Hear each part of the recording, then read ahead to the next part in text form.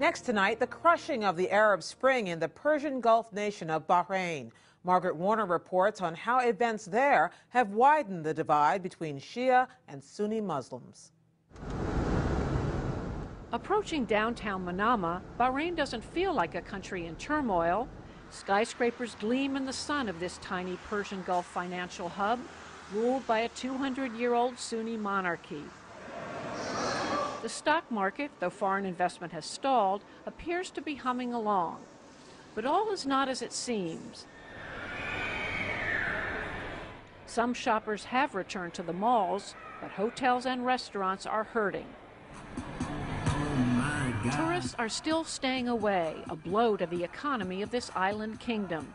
It touts itself as a tolerant playground for visitors from socially conservative Gulf neighbors and beyond. That's a hard sell, with armed troops and riot police vehicles on the streets, enforcing a state of emergency in effect since March 15th.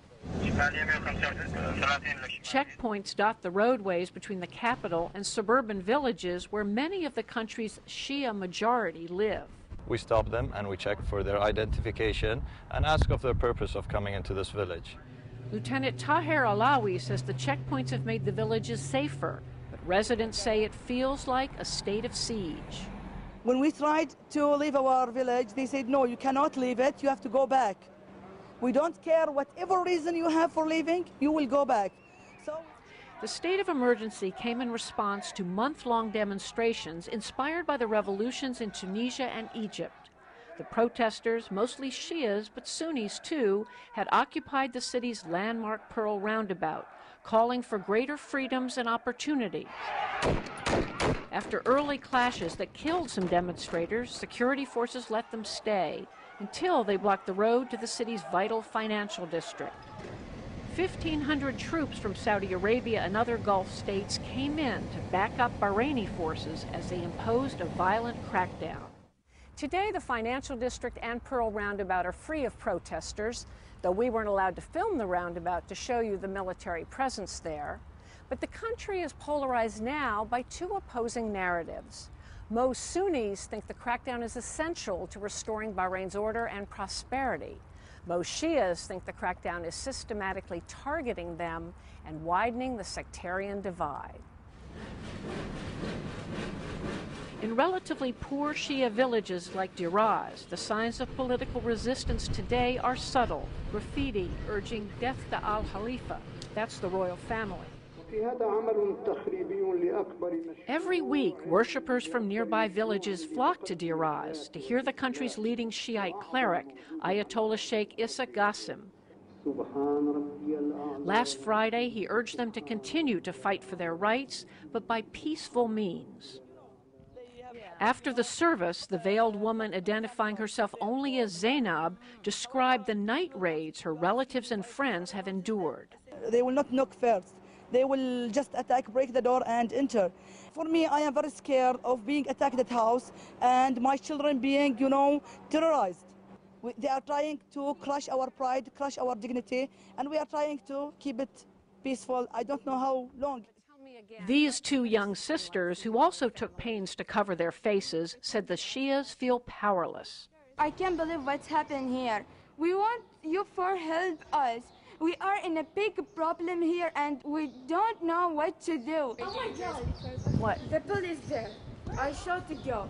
Okay, you go.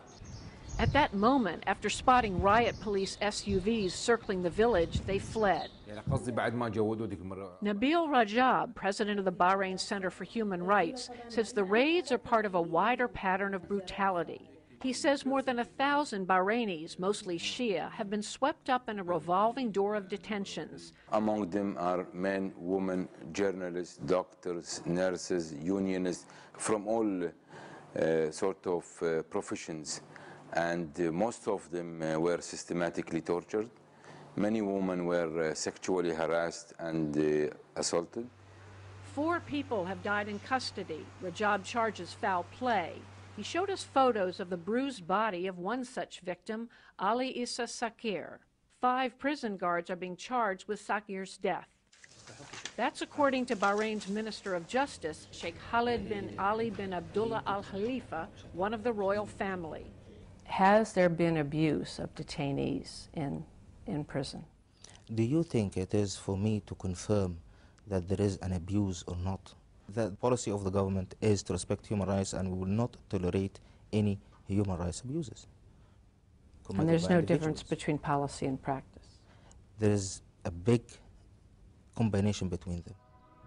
Another new tactic, the destruction of Shia holy sites, at least 24 so far. A month ago, this pile of rubble in a village we visited was a mosque. So were these columns in another village nearby. Sheikh Khalid, whose ministry also oversees Islamic affairs, says the destroyed structures were on private or city land. These lands and these buildings were not licensed. The bottom line of this is, if you have a licensed worship place, nobody can touch it, and the government itself will protect it. Also targeted health workers, many of them at the country's huge Salmania Hospital Center. It was besieged with injuries during the protests, as shown on this cell phone shot YouTube video. It became a flashpoint when authorities say protesters and Shia staff sympathizers essentially took over. One experienced Shia doctor, whose identity we agreed to hide, said she treated all her regular hospital patients by day and demonstrators at the roundabout at night.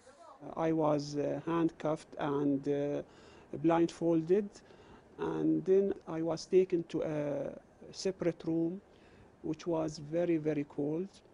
They asked me to remain standing for a few hours in this situation with the blindfolded and handcuffed. And were your hands behind your back? Behind, yes, on the back. After a few hours, I was really very tired, so they allowed me to lie down on the floor without a blanket, without anything in that cold room. And it was really very scary because I don't know what will happen to me next. Did anyone say to you why they'd called you down in the first place? No, not at all. Really, it is very sad to remember it because when they started questioning, or they slapped me actually very hardly on my face, and during the interrogation, whenever I said something which they don't like it, they will slap me again, and I was beaten also by a hose on my hands, on my thighs. When I finished, they took me back to the room, and they came to me later on in the dark while still I was blindfolded. They gave me the paper of confession to sign it and thumbprint without knowing what is there in that paper. And did they read you what was on the paper? No, not at all. I was just asked to sign it and thumbprint. What were they trying to get you to say? They were trying first maybe to accuse some other people, especially one of the doctors. So they were trying to get you to implicate other people? Yes, yes. Weeks later, inexplicably, she was set free. Now home, she's afraid to go public. Her medical license is suspended, and she's unsure about her future. Why do you think the regime is coming after, particularly medical professionals in the Shia community? They don't want anyone to speak up to the public that they have seen what happened, because in their news they are seeing that there are very few injured people and just we are exaggerating the things. So why are you speaking up this way to me now?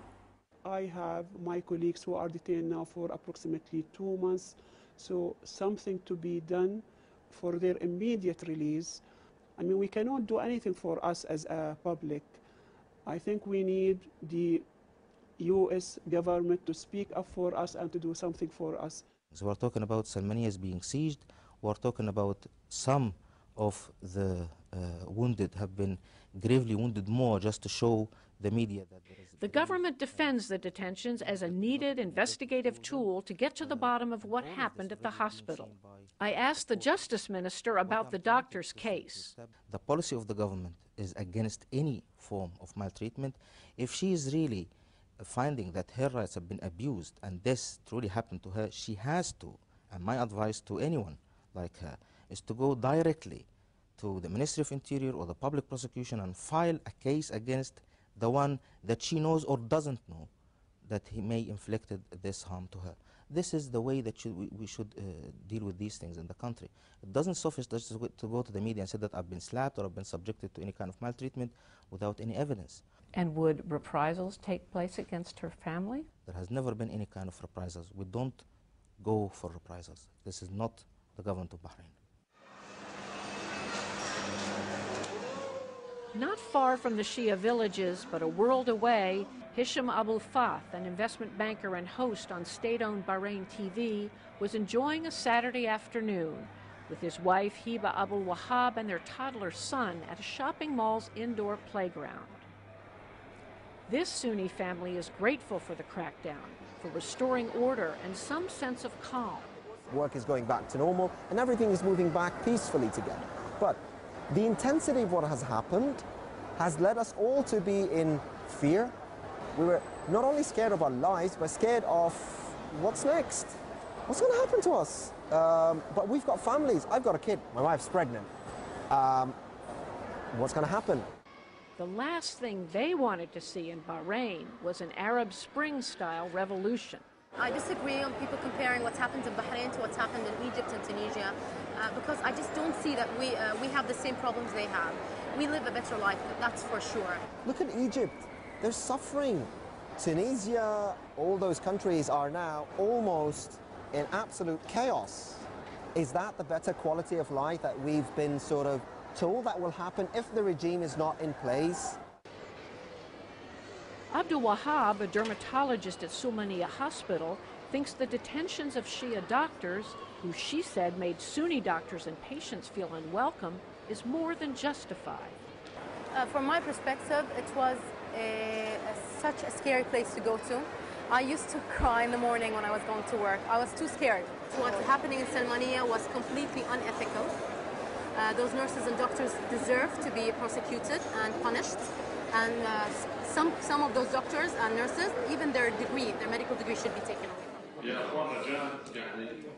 Another grateful Sunni, Jamal Fakhro, vice chair of the royally appointed Shura Council. He heads an international accounting firm's 300-person office here. I was not able to enter my office with my people for a full week. Why? Because the demonstrators blocked the street. It was not blocked by the government, it was blocked by the demonstrators. It was very important for us to have this law of national security. If we didn't have it, you will not have Bahrain that you see today. To send a message to world investors and travelers that things are getting back to normal here, the king declared last week that the state of emergency would end June 1st. And the monarchy says it's committed to further reforms and dialogue. Sheikh Ali Salman, head of the leading predominantly Shiite opposition party Al-Wafaq, says he's ready to talk. But he says feelings are so raw now that he can't guarantee his followers won't want to return to the streets instead. If the authorities were gambling on bringing fears to the people so that they will not march again, all what you have planted is more motivation to march again. Most Sunnis and Shias told us they need each other if they want to preserve the good life this wealthy island has enjoyed. But they also say the crisis has widened the fault line of mistrust between them. If that sectarian divide opens further, what happens in this Persian Gulf kingdom could have a ripple effect across the region. Margaret will continue her reporting from Bahrain through this week.